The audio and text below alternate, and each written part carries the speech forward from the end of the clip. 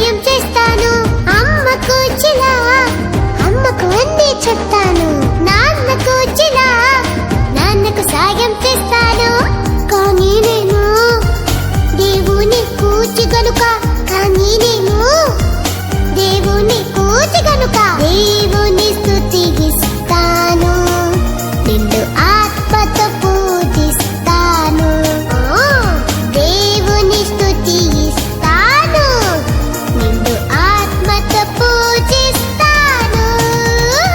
కూచి కూచి చిన్న కూచి కూచి కూచి యేసయ్య కూచి. కొందరేమో నన్ను అమ్మ కూచి అంటారు. కొందరేమో నన్ను నాన్న కూచి అంటారు. కొందరేమో నన్ను అమ్మ కూచి అంటారు.